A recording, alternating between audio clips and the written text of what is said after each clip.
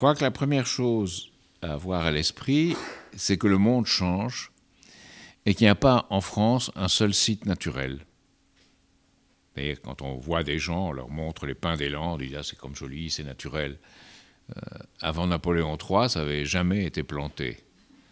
Donc, il y a une œuvre de l'homme qui est ce qu'est ce pays, et que le monde change, ça on ne peut pas l'empêcher, mais qu'il doit changer en mieux. Ça, c'est doit être l'engagement.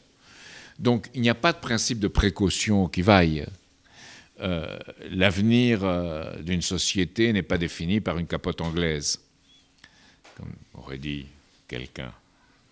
Mais elle est définie par un monde où l'être humain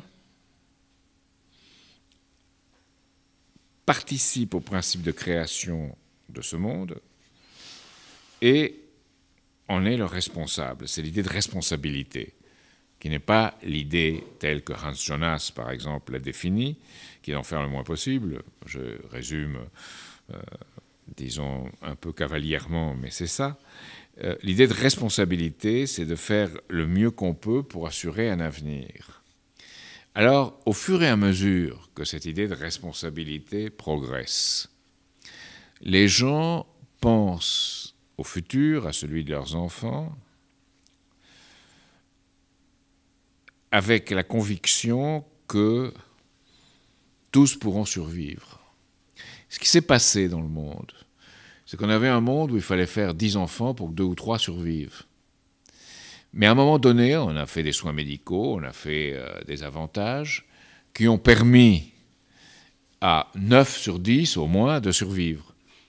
Et la tradition étant prise, on a continué à en faire 9.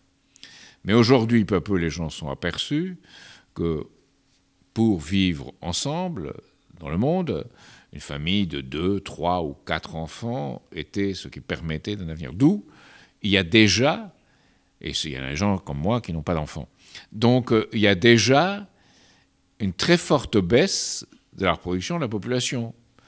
On dit que on arrivera à tant d'habitants à l'avenir. Personne ne peut prédire dans ce sens. C'est un domaine, la démographie, où on ne peut pas prédire ou prévoir.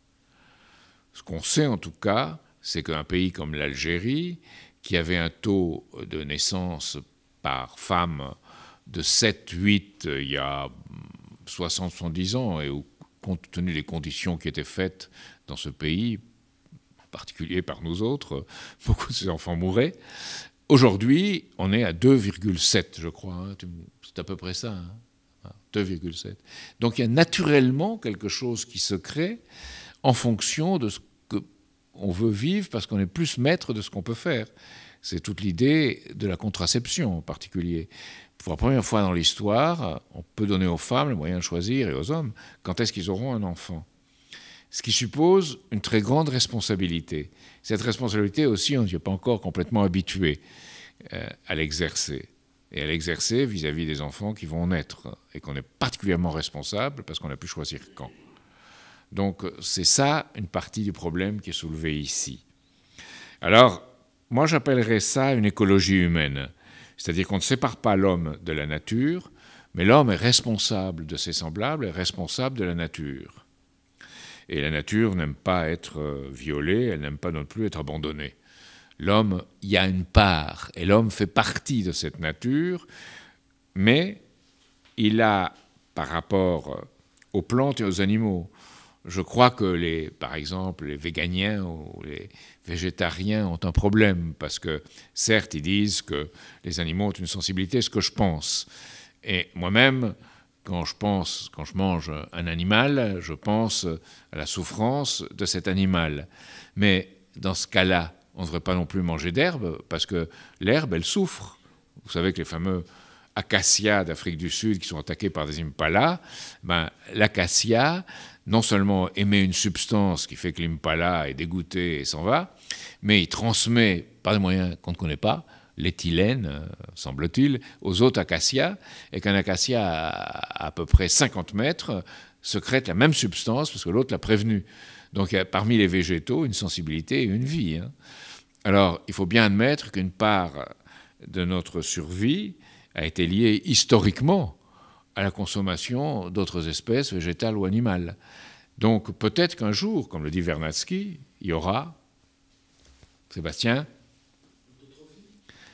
oui, c'est-à-dire que l'être humain pourra créer ses propres ressources indépendamment de la vie animale, hein, c'est bien ça. Donc je ne sais pas, peut-être, mais c'est intéressant de penser qu'un grand penseur comme Vernadsky, qui respecte beaucoup l'homme, a pensé dans ces termes-là. Mais on ne peut pas poser le problème comme le posent les écologistes politiques ou sournoisement les autres, y compris le pape, qui sur cela se trompe lourdement. C'est-à-dire le pape vous dit qu'il faut respecter la nature, parce que la nature est une création divine, et que cette nature, c'est Dieu qui nous l'a offerte, et elle doit être respectée. C'est l'homme qui en a pris la responsabilité, qui la transforme.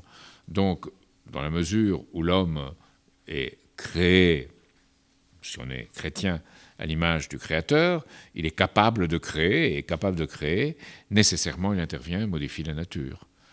Donc, comme on l'a vu dans l'histoire, et qu'il n'y a pas de paysage naturel en France.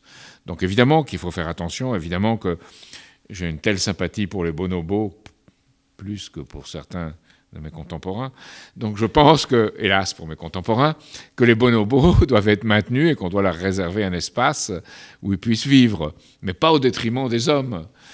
Et on peut en même temps, il y a les moyens sur Terre, si on a les moyens, si on met à la défense des humains et à la défense de la nature tous les moyens qu'ils font, on peut vivre avec des bonobos dans un espace, par exemple au Congo ou ailleurs d'ailleurs. Le bonobo est très intelligent comme animal. Il n'a pas l'intelligence humaine, mais il est très intelligent. Un bonobo a des outils, et il a même des réserves d'outils qu'on a évaluées à plus de 100 ans. Et le bonobo, lorsqu'il y a, c'est pour vous dire, l'animal, et là, ça fait réfléchir. Le bonobo, en période de sécheresse, où l'eau est polluée dans les rivières, il creuse dans le sable. Et à force de creuser dans le sable, il arrive à l'eau, et à ce moment-là, il boit l'eau qu'il a pris du sable, parce que celle-là n'est pas polluée, et ça lui fait pas mal au ventre, parce qu'elle a été filtrée par le sable. Donc c'est assez extraordinaire, si on y réfléchit. Donc il y a un respect à avoir pour une certaine forme de vie qu'on peut trouver. Évidemment, les gens les trouvent généralement dans leurs chiens et dans leurs chats, mais c'est une forme de respect pour la vie animale qui fait que dans les sociétés dites archaïques, quand on sacrifie un animal, on faisait une prière pour s'excuser en disant « c'est la nécessité, je dois vivre à tes dépens, mais je m'excuse vis-à-vis de toi ». Et il faut se souvenir que les premiers hommes ont été cannibales et charognards. Donc il faut bien voir qui nous sommes. Et peut-être que nous serons autre chose dans l'avenir. Mais on ne peut pas décréter d'un seul coup que, au nom du principe de précaution et de respect de la vie, on ne consomme plus de choses qui ont une sensibilité. Sinon, on meurt. On ne consomme plus d'herbes, on ne consomme plus de salade, on ne consomme plus de légumes, on ne consomme plus d'animaux. Et quelle différence y a-t-il? Ce que dit Nicolas de Cuse est très intéressant. Il dit il y a une âme lithique, une âme de la pierre, de l'objet, il y a une âme végétale, il y a une âme animale et il y a une âme humaine. Et il y a une certaine gradation, je n'aime pas l'idée de hiérarchie, mais une certaine gradation entre celle-là, et l'homme doit être beaucoup plus responsable que tous les autres. Et si vous regardez la nature, elle n'est pas gentille, elle est, c'est tout. Et elle va dans une certaine direction, en gros, qui est d'assurer sa perduration comme matière vivante. Et l'homme, il pense, lui. Et sa pensée doit le rendre à la fois plus respectueux de ses capacités créatrices et de la façon dont il exerce, et mieux d'en mesurer les responsabilités. Donc je pense que si on n'a pas ce point de vue-là, on finit par penser comme un Paul Ehrlich, et dans une certaine mesure comme un Rifkin, dans un monde qui implicitement devient un monde de ressources dans lequel on pose un principe de limite. Or, la pensée extrapolatrice, c'est-à-dire qu'on pousse une chose jusqu'au bout et on se heurte et on ne peut plus continuer, celle ou exponentielle, ne marche jamais. C'est-à-dire que l'homme fait une invention qui change complètement la règle du jeu et permet de passer à un ordre relativement supérieur. Et de ce point de vue-là, la politique spatiale comme objectif commun de l'humanité sera un élément de ce futur. Et je crois que les enfants le ressentent très bien. Moi, j'ai beaucoup aimé, je ne sais pas si vous le savez, que ce robot américain sur Mars, Curiosity, on a aux États-Unis décidé que ce serait des enfants qui le baptiseraient. C'est une petite fille qui a trouvé le nom, Curiosité. Et je crois qu'on doit alimenter partout la curiosité. Et pour finir, cette question d'écologie, parce que c'est l'espèce de, je dirais, attention à l'autre et à la vie de l'autre qui est importante et essentielle pour un être humain, toute vie. Mais on ne peut pas penser comme ces petites filles allemandes qu'on avait poussées à penser de cette façon quand un professeur, j'ai eu cette histoire, a écrasé une punaise. Elle dit « Notre professeur est un assassin, il faut le dénoncer à la police. Il a tué une punaise. » Donc, on arrive à ces extrêmes-là. Donc, il faut penser par rapport aux responsabilités et ce qu'on exerce. Et c'est vrai que c'est une responsabilité à laquelle il faut réfléchir, y compris d'éliminer les moustiques et les punaises. Il faut y réfléchir. Quel bien on peut en apporter? Qu'est-ce que ça fait? Et qu'est-ce qu'on fait dans l'univers?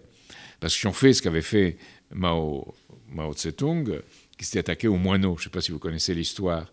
Il avait mobilisé toute la Chine pour s'attaquer aux moineaux. Donc tous les gens faisaient du bruit pour empêcher les moineaux de se poser. Et les moineaux, qui ne sont pas comme les martinets, qui ne peuvent pas voler très longtemps, les moineaux tombaient. Et comme ça, il n'y a plus de moineaux en Chine. Il y a un développement énorme de la vie des insectes qui ont démoli les cultures. C'est une histoire. Vous savez, il faut penser aux responsabilités et aux conséquences, toujours. Et ça, c'est un véritable être humain, en sens toujours les responsabilités pour ses semblables, pour la nature et pour le monde où il vit. Et cette idée de responsabilité, le virtuel la fait perdre. Et ça, moi, je serais beaucoup plus préoccupé par le virtuel et l'idée que le virtuel nous donne plus le sens qu'on est en train d'agir sur quelque chose ou de le faire souffrir ou d'exercer un pouvoir. Et le virtuel, ça devient comme un jeu. Et je pense que c'est très dangereux de créer une accoutumance au virtuel dans la société où on se trouve et qu'il faut réfléchir à cette question. Donc pour finir, oui, une écologie humaine, mais avec un principe de responsabilité et sans idée d'accaparer. C'est-à-dire, je relisais les histoires de Pierre Rabhi. Alors, Pierre Rabhi se trompe lourdement dans sa conception et de l'agriculture et du monde. Mais au moins, il a une qualité par rapport à Nicolas Hulot ou à d'autres, ou à, comment il s'appelle, là, celui qui prend des photos partout. Hein? Ouais. Eux, ils ne vivent pas en cohérence avec leurs convictions. Au moins, Pierre Rabhi vit en cohérence avec ses convictions, on peut le respecter pour ça. Bien que je pense qu'il est tout à fait dans le faux. Il vit avec ses convictions. Nicolas Hulot, non, il profite il a une empreinte écologique vraiment lourde, hein, Nicolas Hulot. Et Cécile Duflot et tout cela aussi. C'est pas, il n'est pas dans l'écologie, il est dans la prédation verte.